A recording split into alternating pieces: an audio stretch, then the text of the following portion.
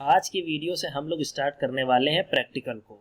Practical शुरू करने से पहले आप किसी भी सेफ लोकेशन पे जाकर किसी भी नाम से एक फ़ोल्डर बना लीजिए और उस फोल्डर को अपने फेवरेट सोर्स कोड एडिटर में ओपन कर लीजिए।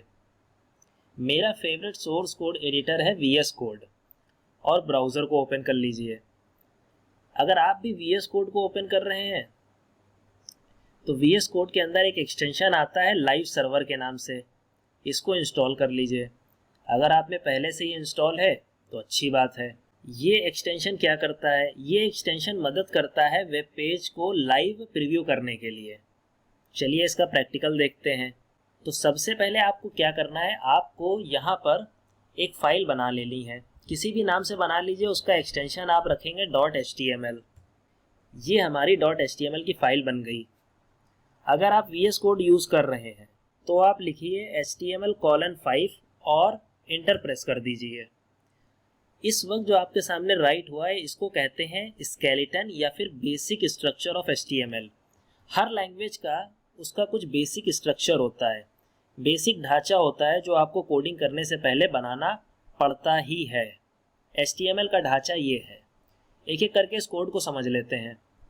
सबसे पहले आता है डॉक टाइप HTML। ये डिफाइन करता है कि आप HTML का वर्जन 5 यूज़ कर रहे हैं। HTML टैग सबसे इम्पॉर्टेंट होता है, इसके अंदर सारे के सारे आपके टैग्स आते हैं।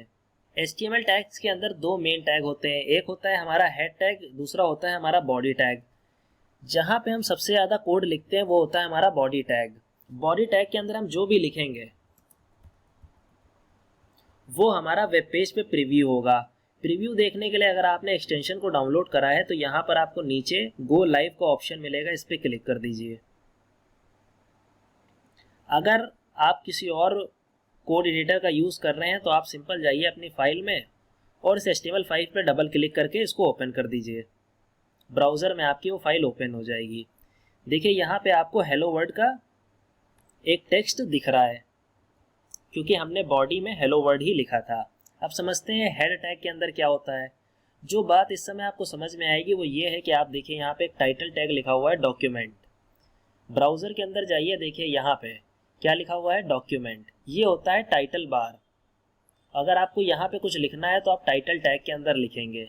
ये ऊपर के दो टैग हैं, इनको भी समझ लेते हैं लगे हाथ।